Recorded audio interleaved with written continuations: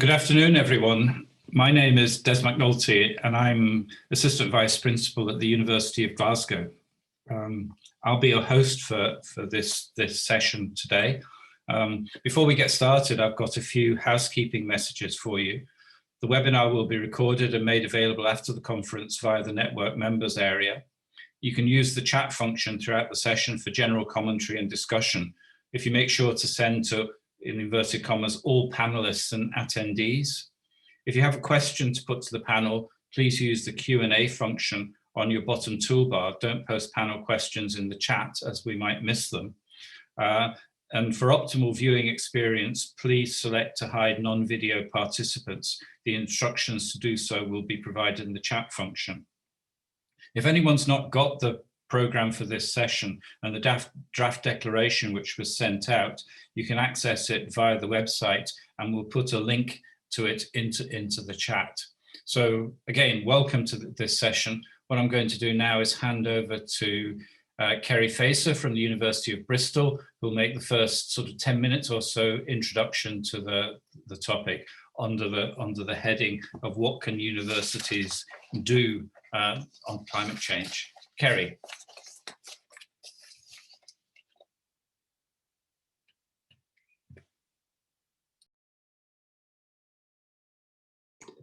There we go, unmuting. Can I just check you can see that screen okay? Yep, looks fine. Okay, so yes, so just to say a little bit about why I'm doing this talk. So I've spent the last 10 years working on university community collaboration, and the last 3 years looking at universities and climate change. So I think my role is twofold, as Des has said, to explain what civic universities can do, but I also just want to start with explaining why this matters, and just setting the scene a little bit. In my experience, that's a really useful point for helping focus our attention on what we're trying to achieve and what the scale of the changes that we're trying to achieve. So just to be clear, the rate of our increasing warming at the moment is more than 100 times faster than the natural variation of the past. So our ecosystems are struggling to keep up. Our food production is already threatened. And for those of you who are concerned with questions of social justice, we know that human-caused warming has already increased the income gap between rich and poor countries by 25%. Warming and the impacts of climate change are also happening in the UK. You will remember the collapse of the Whaley Bridge Dam, the near collapse a couple of years ago. Obviously, there was an engineering fault, but it was caused by extreme weather with a risk of flooding to this particular town. We're familiar increasingly with the peat fires on our highlands. We have just lived through a May that has hail. And flooding is a regular event in our lives. So this is something that is the extreme and unpredictable weather that is caused by climate is something that we are already living with. So this is not a problem that's out there. And clearly it's also not just about carbon. It's about the questions of the maintenance of biodiversity and the world that we're living in. The key challenge, and again, I just want to frame this so that we know what we're aiming for, is that nature can only absorb so much more carbon dioxide before we warm up before 1.5 degrees.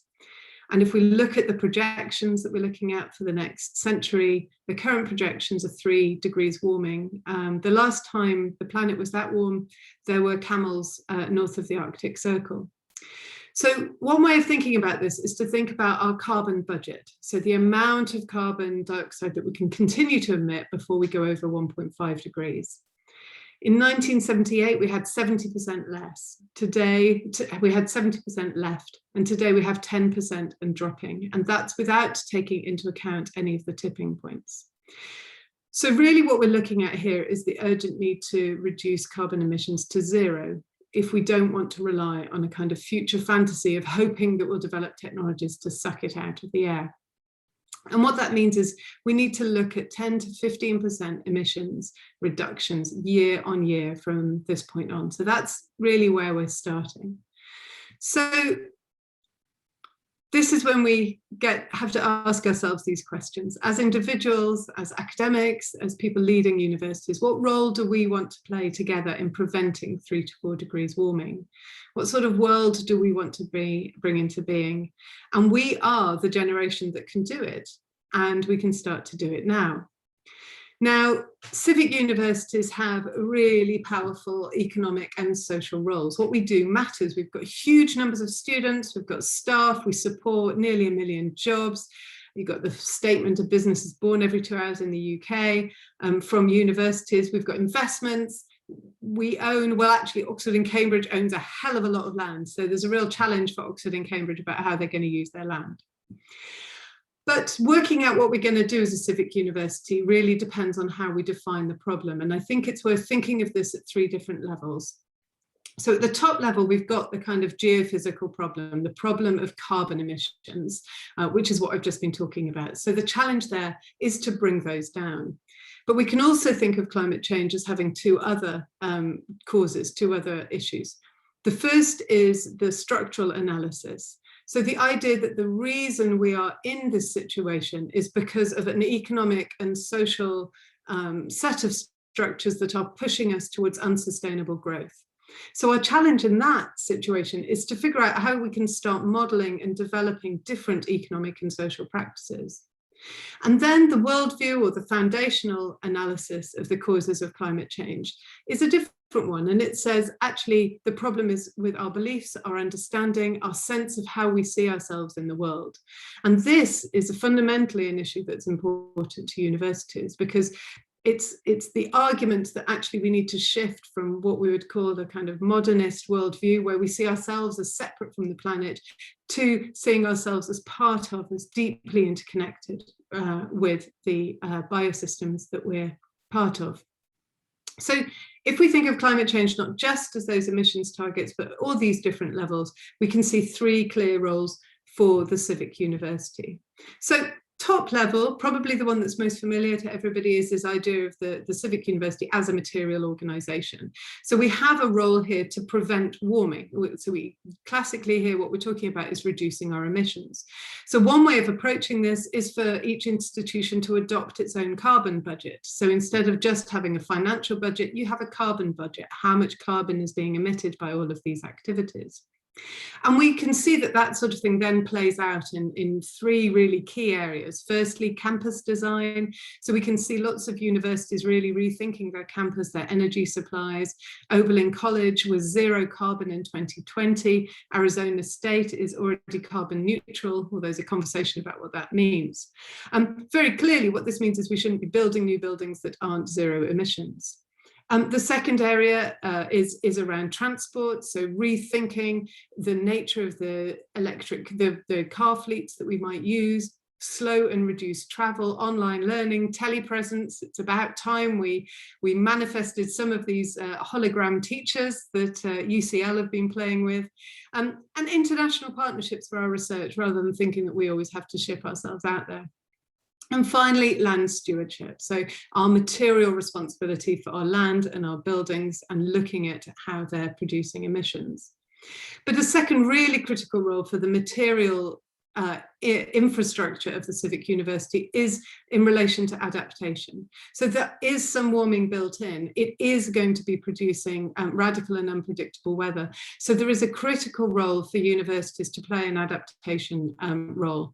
This is about figuring out how we support communities to deal with heat risks and heat waves, floods and food insecurity. And particularly here, what we're looking at is how universities can play a role in supporting the most vulnerable groups. And we can see some of the ways in which universities have acted as COVID cubs, reframing themselves to support climate adaptation. The second level is recognizing that we are social and economic actors. So as universities, we can start making a change in that shift towards social and economic practices that are sustainable. We can think about this in 3 key areas. Firstly, our financial assets. We need to be divesting from fossil fuels, and large organizations are already doing this, but more positively, we need to be looking at positive reinvestment of any assets into renewables and regenerative practices. We need to be rethinking our supply chains, and you can see the Commonwealth programme for anchor institutions that's played out in places like Cleveland and Preston, giving some really fantastic examples here. What we're looking at is localizing our supply, supporting sustainable economics, so supporting cooperatives, non-profits, and tracing the sustainability of our supplies. And then the third really critical social and economic shift here is supporting the transition from high carbon employment to low carbon expertise and skills. We need a massive fund for green skills. So in the UK, we really need to be pushing the government around what they're going to do here. But there is a demand here. There are 30,000 graduate level jobs likely to be needed by 2030 in the renewable industries alone. And we can see examples of how this has worked. So for example, during the pandemic last year in Sweden, large numbers of people in the airline industry were laid off. Many of them were supported to retrain as nurses. This is the sort of scale of rapid shift in terms of social infrastructure that we're going to need. Universities have a critical role to play. And then finally, at the worldview level, so this is thinking, what is our relationship with the world? Well, clearly universities have a critical role to play in supporting what is being termed the era of the Great Transition, or what Joanna Macy calls the Great Turning. This is a shift in our relationships with each other and with the planet, a shift from exploitation to regeneration, a shift away from rational autonomy to interdependence, from separation to connection, away from economic growth to steady state economics. We don't know how to do that. We've not invented this sort of way of working yet. And so universities can play a really fantastic role in partnership with local communities to experiment and see what this might look like. So we can see in Amsterdam, for example, really fantastic city scale experimentation with Kate Rayworth's donut economics. If you don't know what that is, I'm happy to explain it in the chat. We can start seeing universities connecting up with Indigenous knowledge systems and land stewards who have demonstrated how to sustain biodiversity, as well as with agendas around decolonisation. And finally, we can see universities playing a really important role in hosting the debate. What should a sustainable, equitable world look like? Universities have a central role in what we're increasingly seeing called the infrastructures of imagination to change what it is that we are orienting our societies towards. So I think I just want to flag that the action, we know that when civic universities act, there is a huge amplifying benefit. Universities who can demonstrate that they're walking the talk, that they're really doing stuff, firstly, increase the credibility of their academics when they go out and speak elsewhere. They teach their students that it is actually possible to act, rather than teaching them these are the problems, but not actually doing anything. And they improve the chances of universities being seen as part of this positive transition to very different sorts of societies, rather than as part of the problem. So in summary, climate change is happening, it is bad, we are the generation that needs to act, and we've got real assets in universities that can lead the change and amplify changes elsewhere. We can do it through material actions on our campuses, we can do it through social and economic actions, and we can do it through our role as cultural actors. Let's do it. Thank you. Thanks, Kerry. That was absolutely fantastic. Really insightful and wonderfully pitched. So can we move on to Andy to talk really about his experience and the work that's been done in Leeds and elsewhere through the climate commissions? Andy. Great, thank you. Very nice to be here. I don't have any slides, I'm afraid, so I'm just going to chat. So we in Leeds have a civic university strategy and a new strategy which is just coming through at the moment, which emphasises the importance of engagement and the need for blurred boundaries between the university and the city and the region that we operate in. And that also stresses the need for us as a university to be mission oriented or impact driven. And for me, this is a crystallization of exactly what I've tried to do through my whole career anyway. I've always sort of viewed myself as an environmentalist who happens to be an academic. My work is absolutely focused on breathing life into this strategic aspiration for us as a university. we've been very lucky to be part of the ESRC Centre for Climate Change, Economics and Policy, which was set up after the Stern Review on the Economics of Climate Change 12 or 13 years ago. I was one of the founders.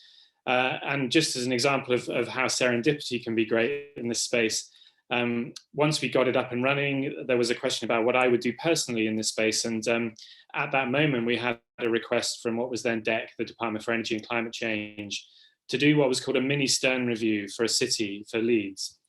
So to look at the economic case for acting at the city scale. And we, because we had that funding, were able to develop an approach which has then kind of taken over my academic research life for the last 12 or 13 years.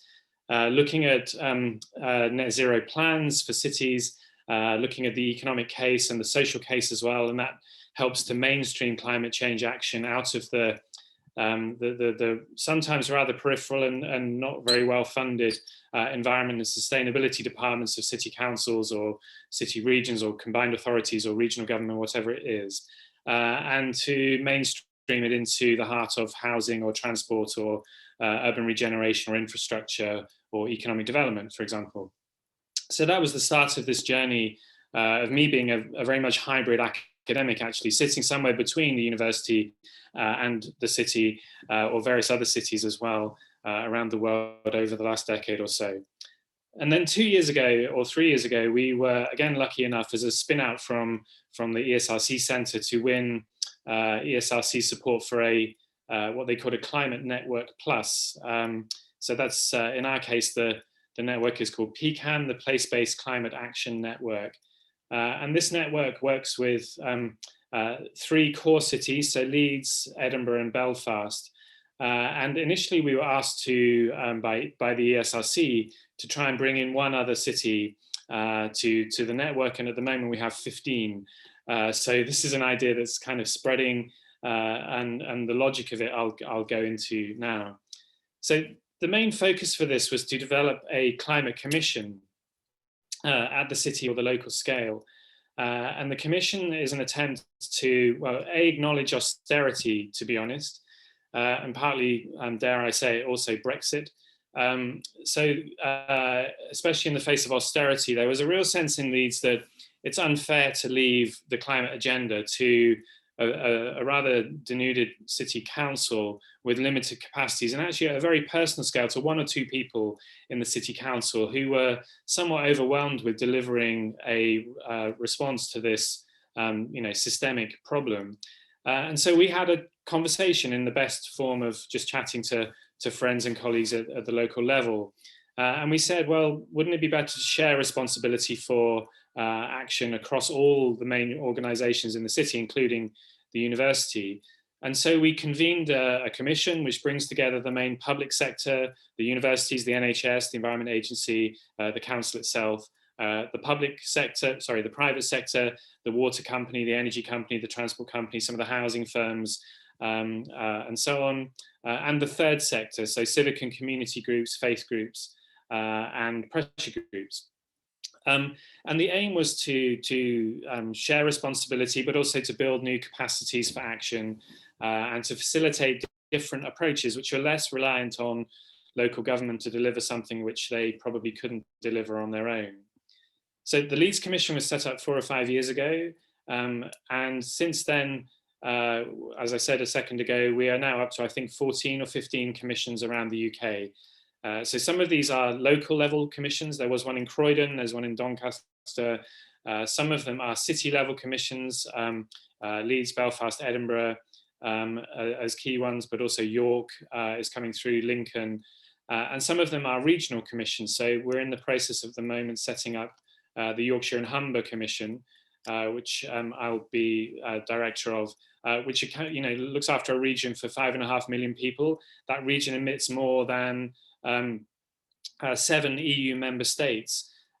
Maybe this isn't so relevant outside of England, but the distance between local action and national action is so great that having that regional layer there to coordinate and to take forward action across the region with a specific focus on just transitions and making sure no one and nowhere is left behind, which is a key element of this, as Kerry mentioned a second ago. Some small authorities have such major challenges, and the absence of a university or of key stakeholders in a critical mass at a local level really makes it hard for them to act on this challenging agenda.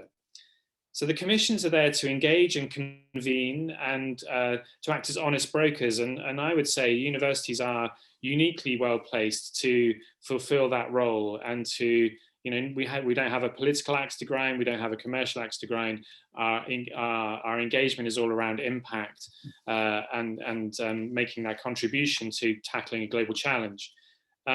We can also empower and energize different actors and to legitimize the process. So we ran in Leeds a citizens jury 18 months ago or so, which was a fantastic exercise at making sure that we heard from different voices across the city to guide our transition towards net zero. We can provide evidence and we can enable action. And one of our key focal points for PCAN is around funding and how do we mobilize local community actors to invest in place in a very real, tangible way. But also to unlock all sorts of other enormous flows of finance potentially, which are needed to deliver net zero at the scale and the pace required. Crucially, commissions are also there to sustain activity, for example, across electoral cycles. We heard this morning in another conversation about a council which is divided, and the exact phrase was around how fights between blue and red are preventing green, was the phrase, which I thought was a rather neat way of saying, actually, we need a collaboration and to an extent to get beyond party politics to deliver on this. And also then the role of commissions and of the universities behind the commissions is to track progress and to say when we're doing enough and to say when we're not doing enough. So the Leeds Climate Commission, for example, produces an annual report which goes back into council. In our last annual report, we said that pre-COVID, we were decarbonising at 4% a year in Leeds. To stay within our carbon budget, that needs to be 11% a year. There is no one else who's saying that at the local scale to say, we're doing okay, but we need to really accelerate and intensify our efforts here and to learn the benefits of doing that. I would say that universities are, as I said a moment ago, uniquely well placed to convene these conversations and to catalyze action. And I would hope that that's a USP of our university, that Leeds is an applied, engaged and socially driven, mission-oriented university. And it's easy to say that, it's much harder to operationalize. And I hope some of the things we've been doing can show that it can be done. There are clear benefits for the university in all sorts of ways, especially through funding and impact and all those kind of traditional things. But I think, again, as Carrie was saying, the catalytic effect of having a positive, constructive, engaged, innovative university in the middle of a civic region, helping that civic region to engage with these issues and to come up with new ways forward. What better point for a university is there than that, I would say. So I will finish there. Thank you. Thanks very much, Andy. That was great. And I think if people want to look at the PCAN website, there's lots of really useful information there about what's been done in Leeds, but also some of the challenges for other cities. Having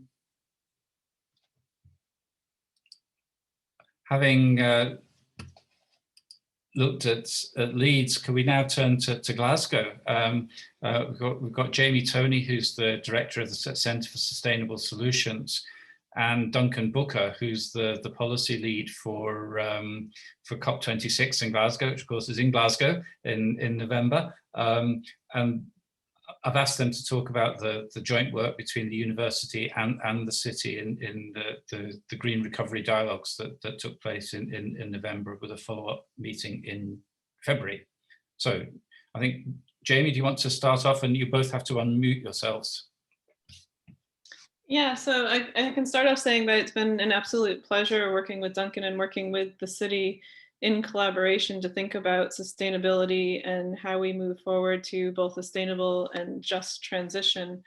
My own background, we co-founded the Center for Sustainable Solutions about a year ago. And what we were really keen to do is enable individuals, organizations, and communities to act and take sustainable action. And so at universities, as you've heard already, I think the key ways in which we do that is research, education, and partnership. And so one of the key partnerships we have is with Glasgow City Council.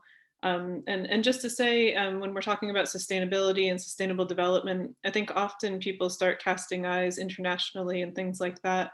But it's really important. And I think what we've been doing with Glasgow at the city level is really important. And it's an opportunity, if you can act and make change at the city level with your partners there, you can then scale those changes up by sharing that knowledge with other cities as well. So that's my intro, and I'll hand over to you, Duncan. Thanks so much, Jamie, and to you, Des, especially for inviting me here today. It's always a privilege to engage in making a reality out of my own rhetoric, in fact, of town-gown partnerships and what they mean for our great cities. And I've actually just come off a call this morning with the UK Core Cities Network, which is the largest city economies outside of London. It includes, for instance, Bristol and Leeds, from which Kerry and Andy both come, of course. So there's a sense of collaboration there amongst us as urban peers. And within that, there's a sense of collaboration, of course, within the core of the cities and the universities that are part of the heritage of our built environment, of our civic action, and of our municipal approach to the world in many ways. And I suppose in that light, I just want to repeat two key messages that have been made by the leader of Glasgow City Council to the world about our hosting of COP26. The first is that whilst nation states make pledges or fail often to agree all that much at things like COP, it is cities that are delivering on the promise of a low carbon and climate resilient future. And that relationship with Glasgow University in particular has helped us to make a real sense of what that means, particularly through a partnership we have called Sustainable Glasgow, which is now, I suppose, energized with the active participation of organisations like the university. And similarly, I suppose for me, being able to feed into NERC bids and things like that for Jamie and her colleagues, that we can bring that city and municipal aspect to what might be, I suppose, seen more as an intellectual property. The second key message for us as host city of COP is that sustainability and social justice must go together, both for our most vulnerable citizens and throughout the world. And that latter acknowledges Glasgow's own role in our complicity for the transatlantic slave trade and the post-colonial impact of our role in an empire that has left lines in other people's maps, especially in Africa and the Middle East, which are now the zones of climate-related conflict. And again, the university brings to us a real sense of what that might mean. One of the first universities in Scotland to divest from fossil fuel investment through its pension fund, which is a lesson for us that we need to take home, and also one of the first universities in the UK to acknowledge its role in that slave trade and to try to make atonement and recompense for it. And I think for me, therefore, the key link with the university and others, because there's more than one university in Glasgow, is about bringing the best of research, policy and practice together. We've got great experience of that around public health, for instance, from the Glasgow Centre for Population Health, much of the agenda of which, in my view, aligns very easily with sustainability and climate, particularly around community engagement and community empowerment. But also I think about the best of what our universities offer. And if I might, at the risk of offending Jamie and Des, relate to a couple of other universities or higher education institutions in Glasgow. Strathclyde, for instance, is well known as a great university of engineering and of the natural sciences. Glasgow Caledonian University, on the other hand, in our city centre, actually is the host to a Centre for Climate Justice, founded by Mary Robinson. And for me, therein, with those two universities, is a kind of the approach we need to take between hard hats and social policy, the best of physical engineering and the best of social science brought together. And we've heard, I think, from all the speakers today about the just transition, what that means for our people. For me, in many ways, the municipal authority, like Glasgow City Council, has a key convening role, particularly amongst institutions. But I think universities are often the recipients of greater trust from our communities across the city and are able to broker relationships that perhaps we on our own might not find so readily available, or indeed may be seen to be quite patronising in pushing forward. And I think that kind of partnership, and with the Green Recovery Dialogues, we were able to bring the principal and the lead of the university and the leader of the Glasgow City Council together to offer that kind of sense of leadership, I think is a real sense of the assets that we already have that are near to hand in our cities and which we can mobilise in the face of the climate emergency and the sheer immensity of the issues it brings, which no one partner can engage with. But I'll stop at that point and just commend the really positive experience that we've had in the City Council with Jamie, Des, and colleagues at Glasgow Uni on the Green Recovery Dialogues. Thanks very much, Duncan. We've had, I think, 3 great presentations. What I'd like to do now is to kind of just quiz a couple of our panelists a wee bit further. Can I maybe start with Andy, because you know, the centre that you co-lead between Leeds and the LSE is actually quite focused on the economic dimension of climate change. One of the things that I think is particularly difficult for cities is, you know, in a sense that the limitations on the levers that they can use, particularly on the financial side. So I was just wondering if you've got any advice or information you can actually give us about the capacity of cities to raise revenue, to spend money in different ways as autonomous organizations in a very centralized country, which of course we are in the UK. Yes, this is a key challenge. That there are a number of key challenges at the moment, but I would say financing, you know, as we move into the next phase of climate action, which has to be all around delivery, you know, at pace and at scale and in a fair and inclusive way, finance has to be part of that. And there's a lot of innovation happening in this space at the moment. And for me, one of the most exciting aspects of that is around green bonds. Which used to be, well, bond issues more broadly used to be fairly common in UK local government. They faded away in the last 25 years or so. There's still an institutional memory of what it means to, you know, raise municipal finance and for places to invest in themselves. In Leeds, we're in the process of developing a green bond to issue, and to give you an example, is very, very practical stuff. That green bond would raise £1 million as a pilot to put solar panels on roofs. The council would then buy the energy from those panels. It would reduce their budget or their energy bill by, I think, £70,000 a year. And they've pledged to put that into the education budget. But locals, more importantly, would have the opportunity to invest in their city and swim in the swimming pool that they helped to heat and meet the job they helped to create. And that relocalization and municipalization of finance, I think, has massive potential. In Leeds, I think the estimate is Leeds residents have £2 billion sat in ISAs, invested goodness knows where.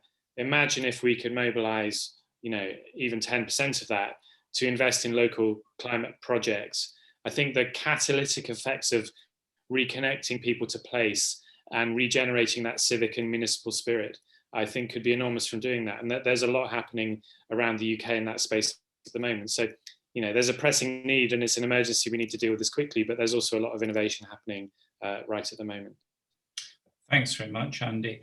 I'm going to pitch this next question at Kerry, but please, other panelists, feel free to pitch in.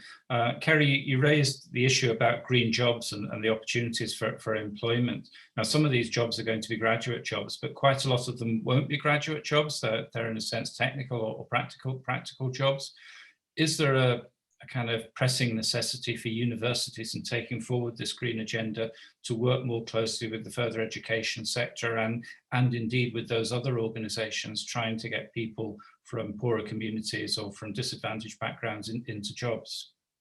Yeah, absolutely. I mean, I think universities should be working with their wider educational ecosystem more generally anyway, irrespective of this. And I think actually one of the slightly sad missed tricks of the Universities and FE Climate Commission was that it focused mainly on emissions reductions. And so there was an FE agenda and an HE agenda, and actually thinking about what the overarching joint vision for an economic transition to sustainable livelihoods. This is a piece of work that has to be done across FE and HE, and it really involves HE thinking about how it can mobilize and support its FE colleges. But I know other colleagues will have a lot more to say about this as well. Yeah. Any other? Duncan, you want to come in, and then Jamie. Thanks very much, Des. Yeah, I really very much take the point about the importance of engaging with the FE sector, especially when we make a reality out of the principles of a just transition. We've spoken before as a city about what we do with the current generation of boiler engineers who are, you know, equipped to fit a new gas boiler or service it for you, how they can make the transition to heat pumps, for instance, something practical like that, which a college and a course could offer. How we can get the present generation of people who can fix your diesel engine and car to be doing maybe the bigger leap towards hydrogen fuel cells and electric motors. And one of the things I think we find a place like Glasgow in terms of green jobs, when you look at it, and your question went to the heart of this, Des, we're very fortunate as a city to have a relatively high proportion of people with postgrad qualifications doing some incredibly complex work in the renewables sector. We are also, as a city, unfortunately, the home to a large proportion of people with low to no qualifications. And therein lies the challenge. And we need to be able to focus on both aspects of that sector. And I'm minded that we've worked, especially with the University of Glasgow, on inclusive growth, especially trying to make a reality out of what that means and trying to test ourselves and see if we can develop measures. And I think if we can begin to look at sustainable and inclusive growth, then that for us as a city is where the partnership between civic institutions is going to really deliver for our people. Jamie. Yeah, I was going to come in to say one, I think the collaboration between HE and FE is really important. In Scotland in particular, there's been a lot of effort looking into the upskilling and micro-credentials. So that does look to educate people who do have a bachelor's degree. But even from my own experience, there's a huge amount of interest from all across Scotland, from all different demographics, people who've been made unemployed because of COVID. And I think we're at a point in time that there's a really important opportunity here, whether people are looking at just introduction level information on climate and carbon literacy, which is a lot of what we're doing at the moment. But right through, as Duncan and others have said, into that actual green skills and green jobs. Okay, Andy. Andy, did you want to come in? Sorry, struggling to find my unmute button. Yeah, I think a key aspect of here relates not only to the jobs that can be created, but also the jobs at risk. And I think the just transition story that's really flowered in the last 18 months in the UK is long overdue. We look at the people who have very real concerns that the climate agenda will undermine their livelihoods.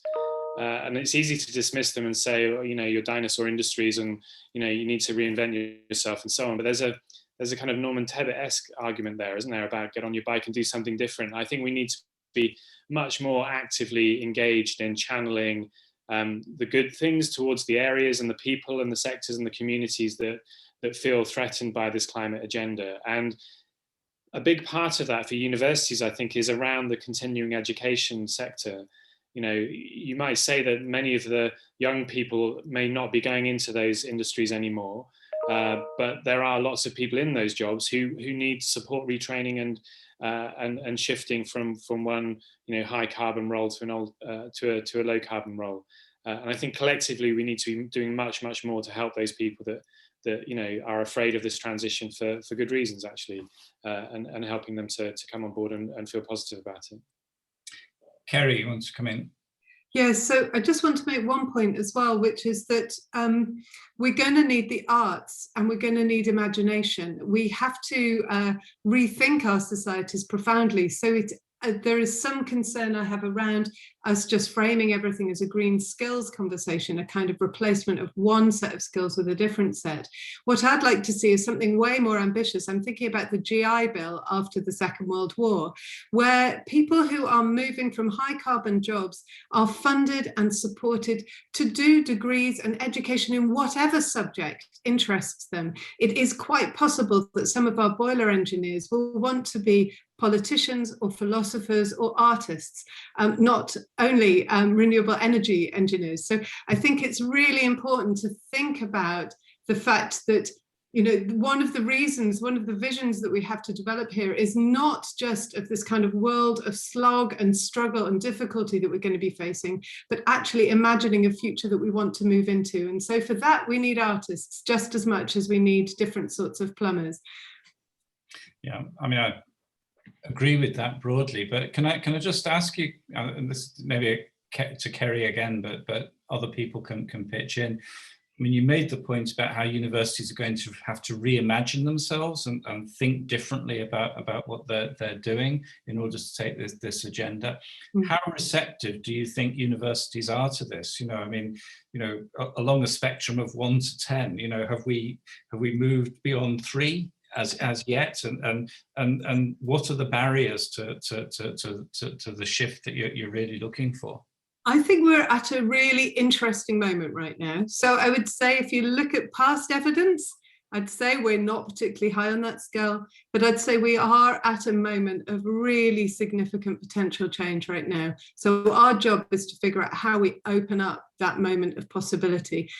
Finally, people are realizing that sustainability is not just something that the kind of geeks will sort out or that the politicians will sort out. We're realizing that this is something that is involved in all of us. I think the other thing is we're finally realizing, and this is a good thing to tap into for academics, that this is a civilizational transformation. You know, this is a really interesting set of challenges. There's a whole set of, you know, different ways of thinking about the world that we need to develop. And that, frankly, is also what triggers a lot of interest amongst a lot of academics and universities. So we're at a really interesting moment right now, and I will never use the past as a predictor to the future. I think we have the potential to really radically open things up at this point. So one of the things that came out of the Green Recovery Dialogues and the process that went on in Glasgow, and perhaps Duncan or Jamie might like to talk about this, is the mobilization of people from different disciplinary backgrounds to focus on their, if you like, their part, their particular interests, and how their expertise could actually be applied in a practical way to achieving climate change. I mean, I think sometimes when we take you know, the desire to move towards carbon neutrality or year-by-year reductions, it becomes such a big task that it becomes impossible. But if you break it down into smaller tasks, so how you can retrofit housing and heating, how you can shift modal shift in transport, you know, these are all kind of discrete problems. You can break it down into these discrete problems and then get appropriate groups of people working on these in partnership with officials in the city and other partners beyond local government or university, then they become more manageable. So is that a strand that you think, you know, is beginning to pay off? And maybe come to Duncan on that and then broaden it.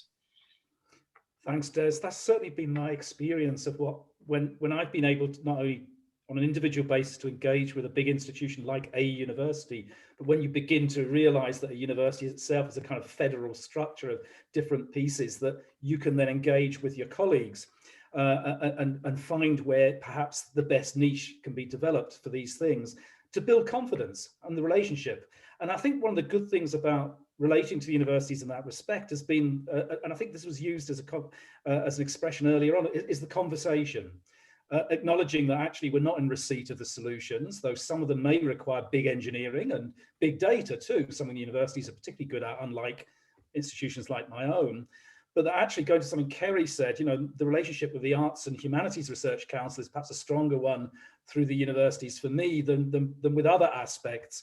And we're very mindful that, you know, through the social sciences, especially, universities are engaged out there in communities in ways which match and often exceed that of the reach of a municipal authority like the one I work for. And if we can mobilize those together, and I think give our communities a sense of confidence that, you know, the issue I said about hard hats and social policy can be brought to the fore, then I think it's a really positive relationship. The other thing I will say as well is that, you know, we do see ourselves as very much part of a national and perhaps global network of urban peers. And quite often you have to go a certain distance in order to have a mirror put up to you and then bring the results back home. So for me and Des, for instance, a relationship, especially with Pittsburgh, has been very useful to see how its municipal authority has linked to Carnegie Mellon and the University of Pittsburgh. An academic MOU is in place and has been in that city for a long time. And just to see the ways in which discussions around some of the future resilience issues alongside climate, things like the future of work, which both Andy and Kerry have been addressing, the further hollowing out of blue and white collar work through automation and robotics, for instance, the sense in which loneliness and social isolation have become big issues.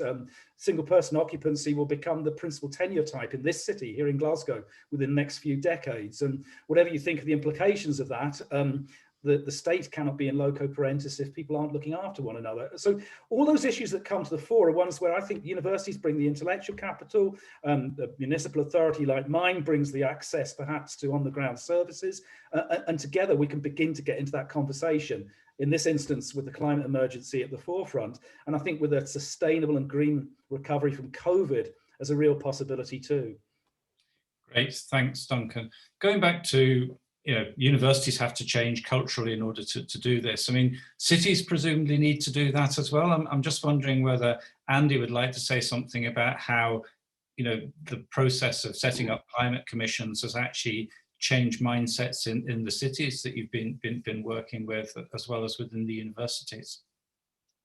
Yeah, I mean, obviously, places have different cultures and authorities have different cultures, and that's really striking working across multiple cities and regions in the UK and beyond. But some authorities, some councils still, I think, have a rather monolithic, state-centered, we should provide and control and be at the center of everything.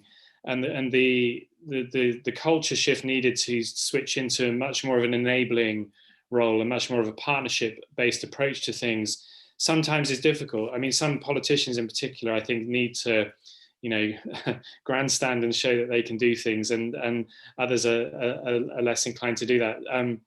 But in Leeds, one of the biggest cultural challenges we had was around the citizens' jury.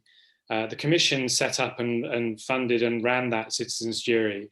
And in the early days of that, some of the councillors, frankly, were pretty dismissive of it and not that keen that it happened. One of the lines that we heard was, we're elected councillors, we know what people think, and we speak for them. Why do they need to speak for themselves?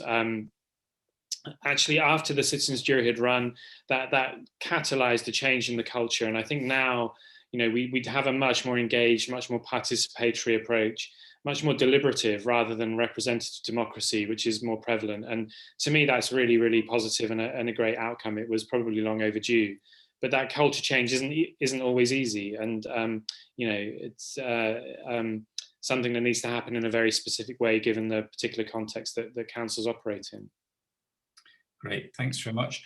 Can I maybe turn attention now to the draft declaration that we circulated?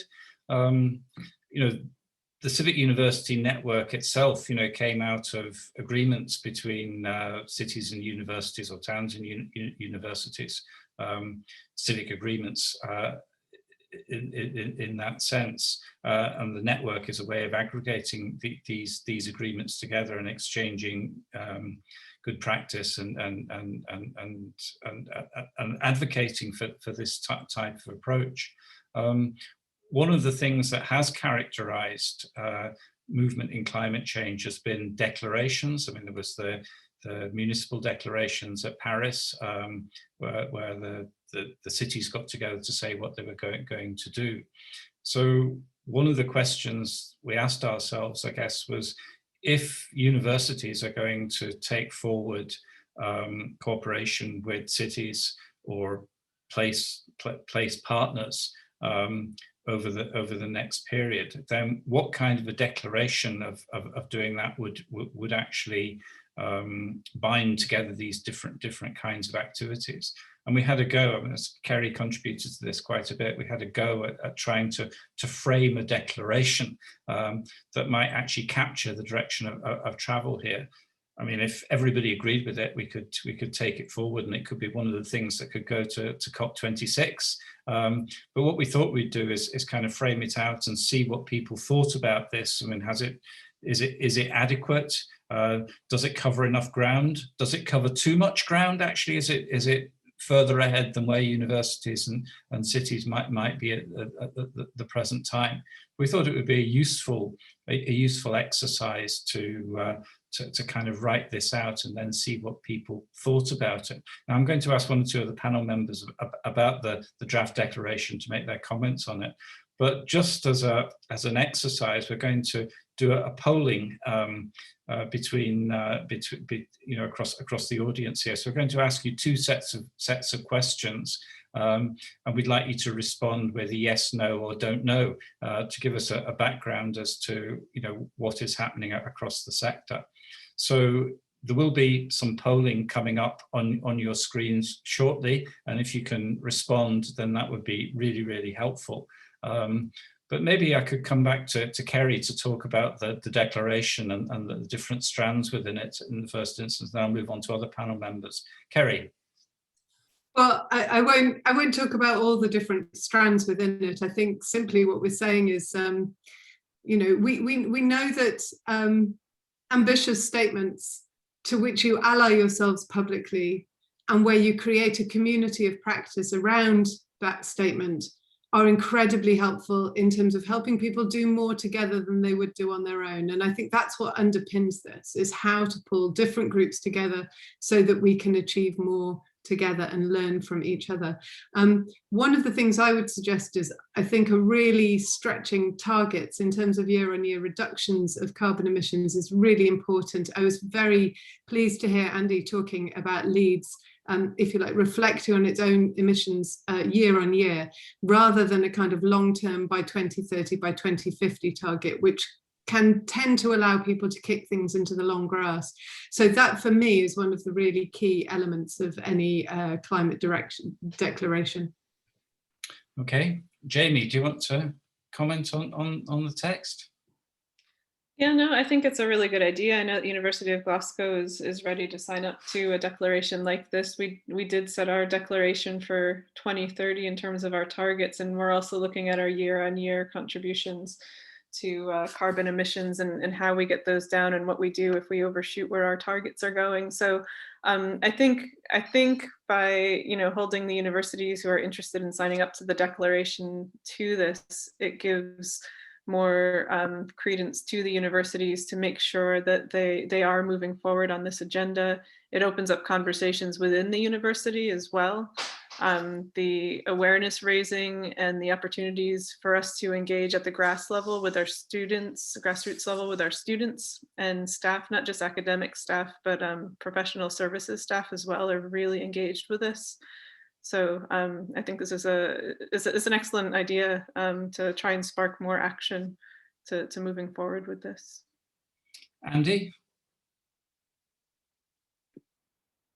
Yeah, I think it looks really good. My main point, and it's a recurrent theme at the moment, is that I think universities could commit to playing a cornerstone role in delivering meaningful climate action in the cities and regions where they're located, and to make a long-term commitment to say we will be a key part of this throughout this journey over the next decade and beyond, I think would play a significant role in galvanizing and enabling others to act as well. So something a little bit stronger in that space would be welcome, but I think otherwise, yeah, I completely agree with all of it, and yeah, fully support it, obviously. Okay, Duncan? Thanks, Des. Certainly, I think it looks like a great set of commitments to encourage other partners, other institutions to consider. It sets a framework. And going back to Kerry's presentation, universities have a big footprint in most places, most cities in our case, around their estate, around the numbers of staff and students who are traveling and consuming, but principally, of course, about the influence they have on the life of the city and the broader connections globally to others making common cause. I think it's really important that for all of us, and go back to what Kerry again said there, we've set a 2030 carbon neutrality target, which the university is on the same journey with us for, but we're very mindful we need, like Leeds, to have year-on-year targets, emissions reductions, and principally reductions that are real, not offset, and ones that really gain traction. And I'm always mindful when we make these presentations, when we make these kind of commitments, that there has to be something that is a key indicator. So to give you a pertinent example, if a university or any university were to come to me for the city and talk about social justice, I'd ask, are your cleaners on living wage? And if you can answer yes, then you're doing really well, and we can build on that. And I think it's things like that that make a difference. Those sort of indicators tell you much of which you would wish to know already. And I think for me, the key issues around this declaration, and I hope we can bring it to COP26 here in Glasgow in November, it is very much around one of the major institutions in our city, major sectors, let's say, making that contribution and encouraging others to put their shoulder to that wheel as well. That's great. Keith Herman has put a really useful point in the chat, that the declaration could be a useful pivot point around which to reimagine the student learning journey and stakeholder engagement, how best to truly connect students beyond the classroom with the place they're in and with global opportunities for learning. I know that's a particular point that Kerry's very, very keen on, how we feed this all back into the curriculum. Jamie Toney as well is very engaged with this. We've got the results of the first poll, so I'm going to put these up.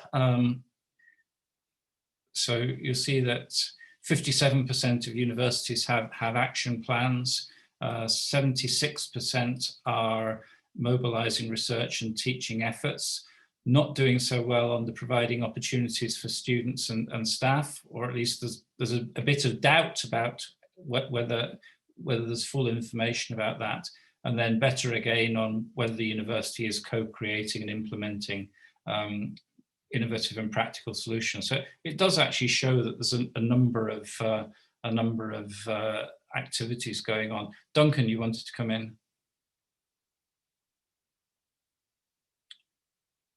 All right, so is it okay? That was an accidental raising of the hand. Sorry, ignore that. That's fine. There's actually a second poll that we're going to put up now, which I hope people will respond to, which is really about the willingness of your university to do things. So I'll just ask Shireen to put those up. And while I'm doing that, I'm going to ask John Goddard if he's agreeable to say something about what he's heard so far. John, you? Yep. Okay. Hi, everyone. I put in various things in the chat, and I do think just to start off with Kerry's intervention in a blog she did for HEPI, she said there was a glaring blind spot in the Civic University Commission report that claims to be making the case about the future of universities, and this is surprising. It's about climate change, and she said this is surprising given the significance of the far-reaching changes she outlined. And it does seem, from looking at the responses to the survey, that what she said then is being taken on board by many universities that are represented in this forum. It has moved up the agenda, and I think she's done a fantastic job in doing that, as everyone in this room has. But I still think there are certain challenges here. And it's particularly around the sort of incentive and funding structure. This does require funding. And I think what is clear that many of the funding mechanisms that are around are still pretty siloed. We still have all the individual research councils doing their own thing. Okay, it's called UKRI, but de facto it's a EPSRC and ESRC, not necessarily working together. There's no longer a central department for all of this. We've got local governments which are impoverished. So I think the issue is, what are the incentive structures in universities to make quite big changes to their pedagogy, to rewarding and recognizing staff, if the incentive and drivers that are coming from government are just not there. The government centrally talks the talk about climate change, but the general critique is they're not doing it and changing their policies and practices. So to what extent can individual universities or groups of the universities from the bottom up reconfigure the debate at a national level? And I think that's a UK-wide level, but it's also an international level. So this issue is a global issue about how universities and places can work together to tackle these challenges. So I think the international perspective is incredibly important. So there's lots of challenges here. It calls for quite far-reaching institutional change within universities. And I'm not entirely sure how far many of us are up for that. Can I maybe just highlight something that I know is very much a sort of theme that comes out of your own writing, John, which is that, in a sense, the top of the university and the bottom of the university sometimes outrun the middle. So we get, a commitment from vice chancellors who are very keen to kind of be seen to be socially engaged and responsible. So you get an institutional level commitment. You've got a lot of enthusiasm from individual academics on the ground, particularly at the lower levels, the new lecturers who are coming into the institution. And where the barrier is very often in the middle of the institution, where you've got, silos and structures that are driven by ref, are driven by, desires for publications, are driven by, teaching targets, etc., etc. And that's where the blockage very often is in this sector. Absolutely. I mean, you put it brilliantly. I can't add much more to that. I was Deputy Vice Chancellor at Newcastle, so I really understand that. So I do think the issue, and that's why I put in this in the chat, this reference to quite a radical book by Jonathan Grant. It's really a provocation about how universities need to change. And one of the things he critiques is the imposition of what's called new public management on universities. We all had to tighten up. They were undermanaged. And part of the issue was putting in hierarchical management systems. And those problems, and it needs quite a fundamental shake-up of those systems. And the question is, what's going to change it? And I've seen in the chat reference to, should we abandon the next round of the ref? I don't think the KEF, I mean, it's just fiddling around the edges of it. I know I'll get my knuckles rapped by colleagues in Research England about that. But I think the amount of effort that's going on fiddling around in little penny pockets of funding, it needs a pretty fundamental change. And I just can't at the moment, when government centrally around the climate agenda seems to talk the talk but not being delivering, and there is a real problem until the rhetoric, not the reality at the national level across departments of government gets better joined up. I think it's difficult to see how the university can do that. It might be easier in the devolved nations. I think you're doing some things in Scotland and Ireland and Wales, but at the moment I'm afraid I'm an enthusiastic pessimist about the ability to make those changes. Okay, Kerry wants to come in. So in terms of what the motivations are, one of the things that I think is happening is that there are alternatives to our current universities setting themselves up that are increasingly adequate to the challenges that we're facing in terms of the climate change situation. We're seeing huge numbers of young staff starting to realise that they're in precarious employment that is not rewarding them or allowing them to work on the things that they want to work on. We've got communities asking serious questions about whether universities are on their sides.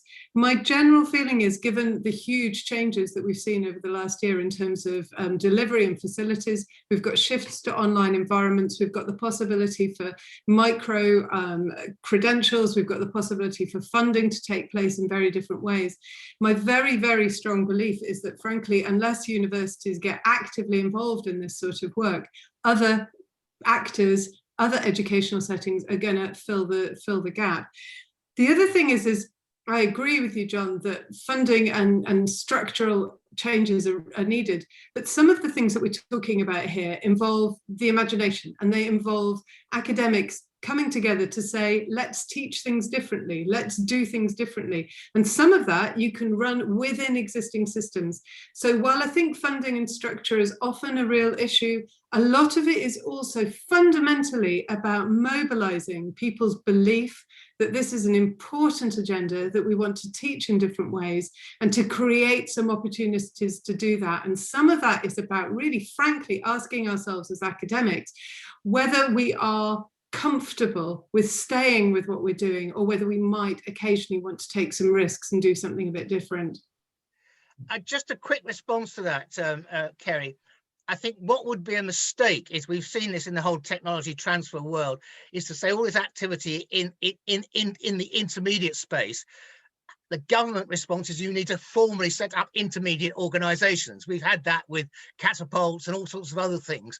And I think that would be a kiss of death as well. So in other words, I think it's how that flowering from the bottom up to some degree has to become sustainable in some sort of way. And that issue of sustainability, not in the environmental sense, but how you can continue to do that, the people who can do that. And this is where I think in the chat I made this comment. I think the whole issue about the post-COVID recovery and the climate change agenda, they are not totally different agendas. They can be brought together in a new and much more exciting way. Yeah, Jamie. Yeah, I just wanted to reflect on the idea of incentivization and how universities are moving, because some of the discussions that we've been having at really high levels within the university is, you know, what are our core values as a university as we're studying new strategies and policies and things like that. And one of the things that I think that universities do have control over, unlike, you know, how the political system is shifting, is really around how we set our measures for success. And so if we look at KPIs that really are driven by growth in student numbers, which we do need in order to stay viable, we also need to balance those kind of like the sort of balances you have with the sustainable development goals, where we're seeing trade-offs and co-benefits between different parts of the system. And I think one of the big challenges ahead is how you set those success measures to take into account things like well-being, as well as sustainability and climate change. And I think that's a really interesting area to watch as we move forward and start looking at what a successful university looks like in the future. And I think we need to be setting some of those success measures now, as opposed to looking at them as really long-term goals. Great, thanks, Jamie. We now have, I think, the results of the second poll, so we can put these up.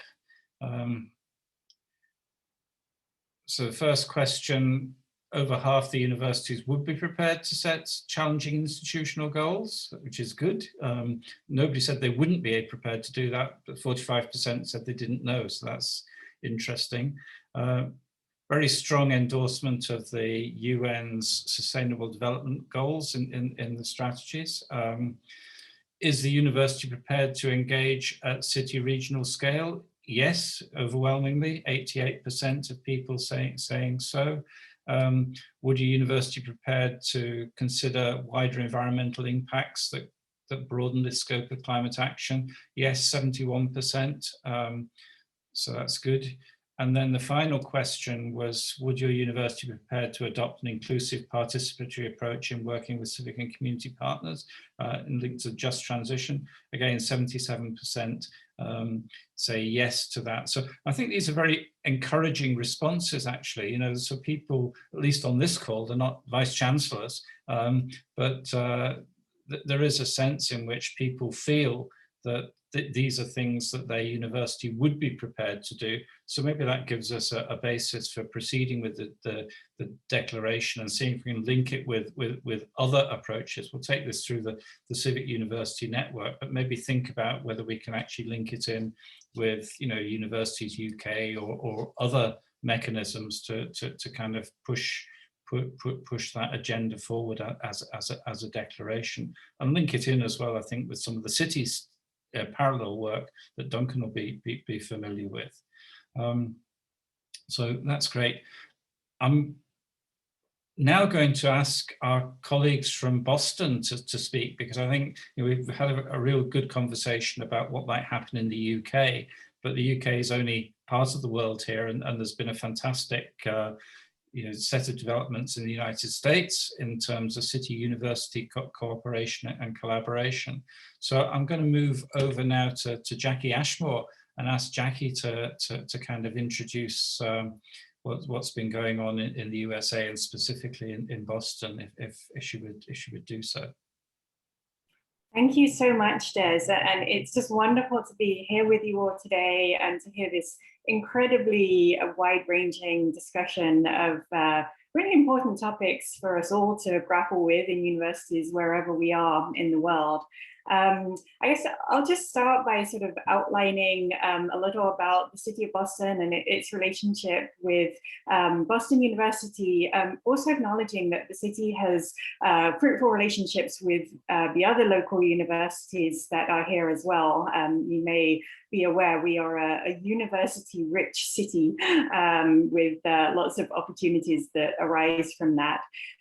So going back a little way, University of Massachusetts Boston led work on an adaptation report for the city called Climate Ready Boston.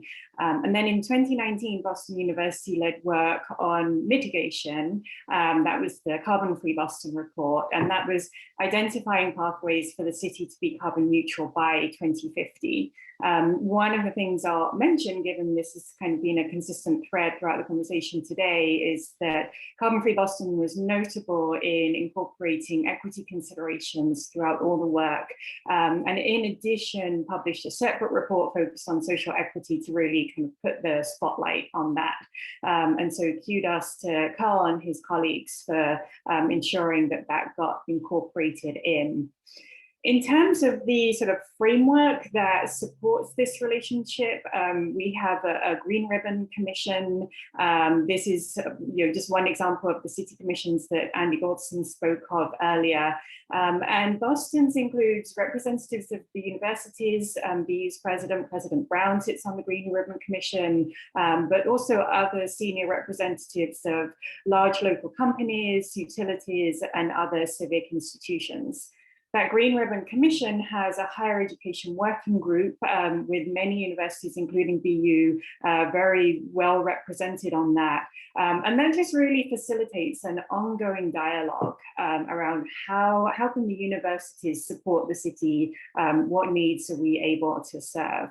And one of the things that I'll just flag is that recently we've seen, we have a new mayor in Boston, Kim Janey, and one of the things that's been striking is we've seen a number of people transition out of BU and enter positions in her office. And so I think that speaks to the depth of the relationship between the city and BU and other universities. I'll just talk a little more about BU and approaches we've taken that we hope support the City of Boston before handing over to Carl. We established a University Climate Action Plan, and this was after the City of Boston had set their goal of being carbon neutral by 2050. And so President Brown said, okay, our goal will be to be carbon neutral by 2040. We're a smaller part of the city, we should be able to move more quickly. We should be able to pilot things that can then get scaled out to the city. And one of the key actions we've taken on that is putting in place a 15-year power purchase agreement. We purchase 49 megawatts of wind power every year. Part of our work, I would say, is to demonstrate what is possible. We are currently building a new data sciences building. It is 19 stories tall. It will not have any connection to fossil fuel. And we're doing that in part by generating 31 geothermal wells to heat it. So, of course, in the big challenge of building decarbonization, new buildings are just one small piece, but nonetheless, the university decided we wanted to make this kind of a showcase of what new buildings can accomplish. We also have an ongoing program to pilot solutions at the campus scale. It's called the Campus Climate Lab. There is funding, and student and faculty teams can apply for that funding to research challenges and solutions on the campus. And we hope that that can then inform what solutions can be scaled up. I'll just make one more note. This has kind of all been on the campus decarbonization side. We have an Institute for Sustainable Energy that I'm the executive director of. That is an interdisciplinary center that works across the entire, all the schools and colleges of the university. And the goal of that is to take new approaches to research, to co-production. And I raise that because that's really worked to address some of those silos that Des and John just touched on a few moments ago. We as the Institute work very closely with the Green Ribbon Commission. So that's kind of a snapshot of some of the things that we've done in Boston and at the university. I'll admit, I think that we have more to do on the education side, and today has really triggered more thinking of mine on that. But overall, we're really grateful for a great relationship with Carl and many of his colleagues. And with that, I'll hand over to you, Carl. So thank you, Jackie, and thank you, everyone. The discussion has really been great, and what we can provide really is just some illustrations of the points that other speakers have been making. As Jackie has outlined, the Boston University and the other universities around Boston and in Boston have been great partners to the work that the city has been working to accomplish in its climate action plan. And at the university, as as an innovator, as an educator, as a source of research and analysis for the city has been absolutely crucial in our advancing our climate work. I do want to touch around one other aspect, which has been touched on by Jackie and some other people too, and that's the role of the university as a corporate citizen. And what's particularly important here is that it is an institution, and it's not going anywhere. Like your universities, civic universities, that it's not a business that's going to pack up and leave to another town, and so it can take a long-term perspective. Obviously, that's important in thinking, especially about innovation and doing cutting-edge things and reducing carbon emissions. You can look for things that have 15, 20, 25-year paybacks, and Jackie has given some examples of how that's can work. But I think it's really important in thinking around climate adaptation because the economic argument around adaptation is harder to make. There's certainly challenges sometimes in some of the carbon reduction measures that institutions take and that we take, but it's getting easier and easier. And we see how that's happening as the technology is developing, and a lot of it due to research in universities. But adaptation is a more difficult problem to address. It's longer term. It's harder to measure when to think about, what are the key performance indicators. We can generate some, but it's sort of as a general measure. It's harder to do, and it really takes long-term thinking. In the city of Boston right now, we have established as a planning horizon 50 years, about a meter of sea level rise, for example, is what we're thinking of, and a few degrees of temperature. And how do we plan for that? And how do we build our buildings, both our new buildings, to conform with those kinds of projections, and around how precipitation is going to change too, and how do we change our existing buildings? And those are often hard standards for profit-making companies and property owners to address.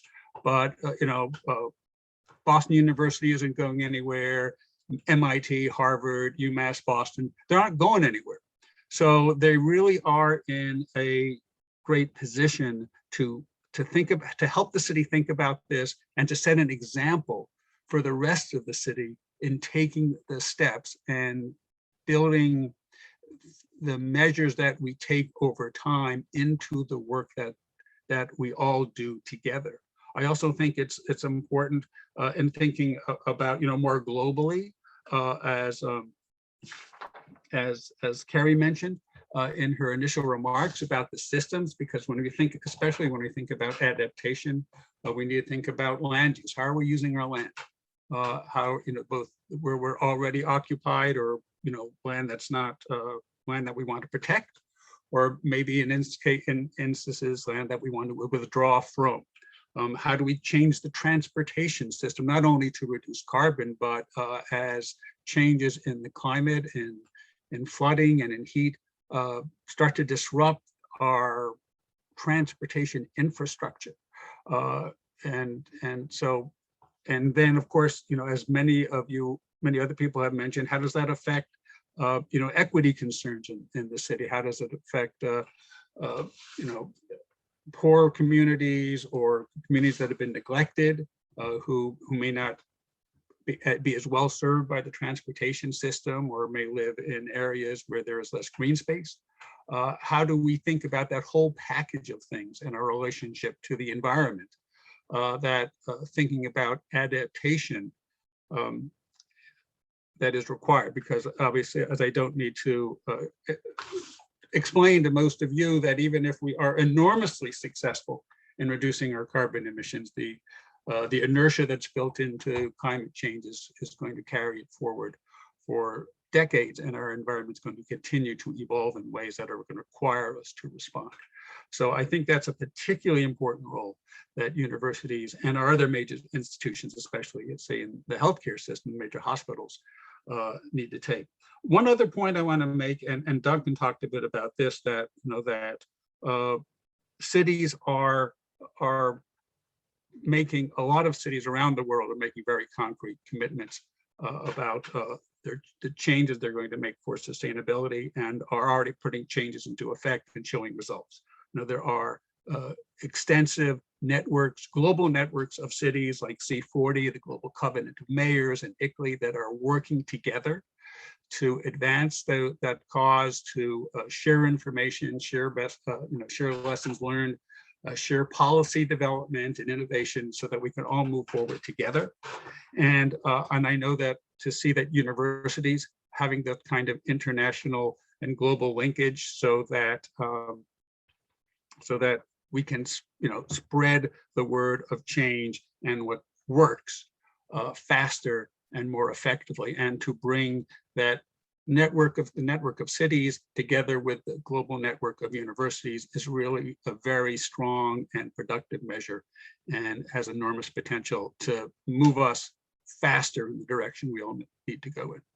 So thank you very much.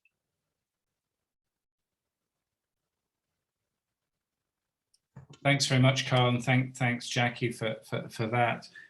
I mean, I think one of the themes that comes out of what you said, and probably comes out of the whole debate here, is actually a shift towards a more collaborative approach. I mean, it has been the case, certainly in the UK, that universities have competed with each other for research prestige for students, etc. And there hasn't necessarily been a kind of a relationship of collaboration, either within a city or across the sector. And I guess that one of the lessons of what I understand happened in Boston is that there's actually been a kind of inter-university collaboration that's been built up over a period of time, and that is happening in places in the UK. But it's obviously something that needs to accelerate if it's to be fully effective. And I think there is also an issue about the extent of collaboration between different cultures, the culture of university and the culture of municipal government. They're not necessarily automatically speaking the same language or working towards the same mechanisms, even if they share an objective. So it's learning to collaborate, learning how cooperation could be made more effective. And it sounds like in Boston, you've actually gone quite a way down the learning journey, and you've got some significant achievements to show for that. Yes, that in Boston, I've seen there's been actually a real thirst of people in the university to work with the city. I mean, both among the faculty, the researchers, and especially among the students. And Jackie has mentioned, the number of BU grads that have recently come into city government and have come along.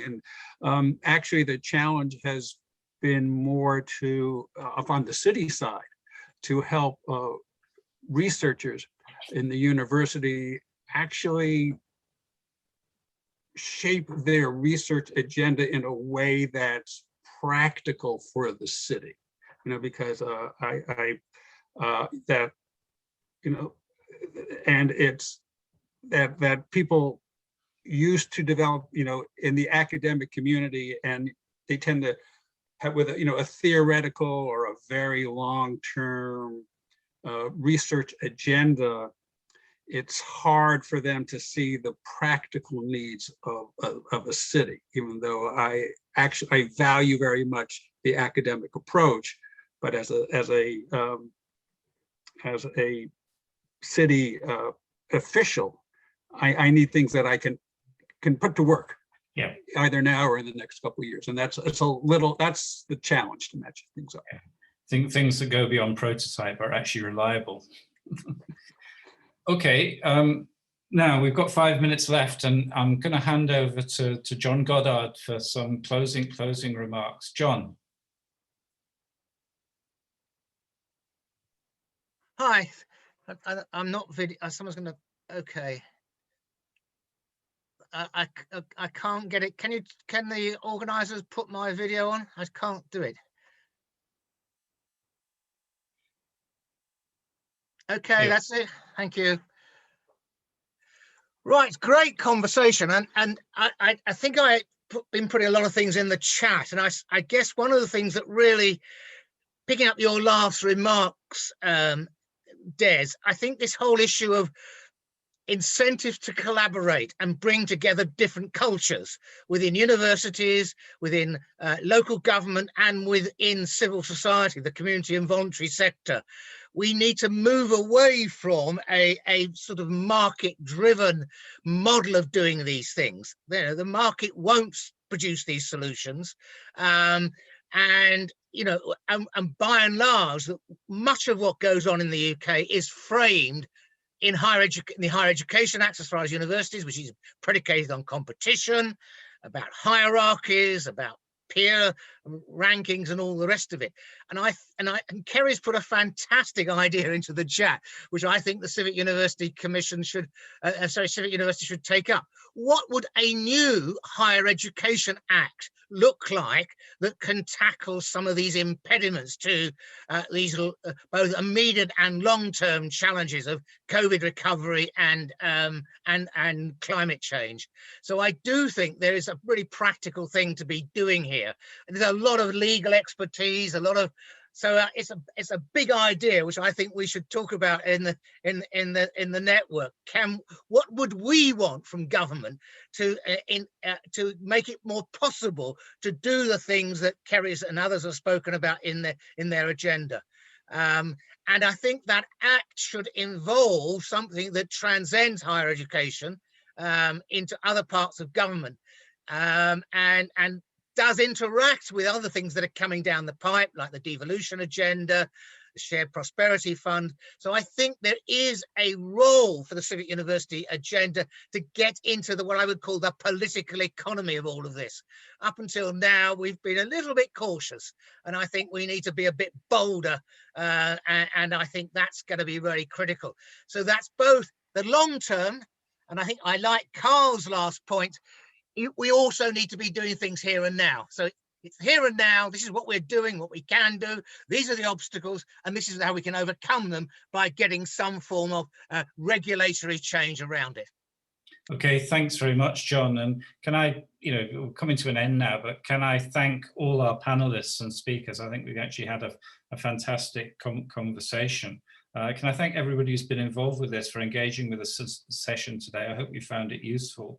A poll will pop up on the screen in a minute with one question to answer, and we'd appreciate your feedback if you could take the time to answer it. So far as the conference is concerned, you can engage with it on Twitter using the handle and hashtags that are on the screen.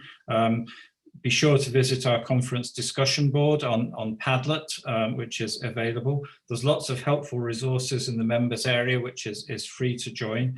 And if you don't already subscribe to the network newsletter, you can sign up to keep up to date with the latest network news and events. But can I thank everybody for what's been a very useful conversation, and let you move on with the rest of your day. Thank you very much.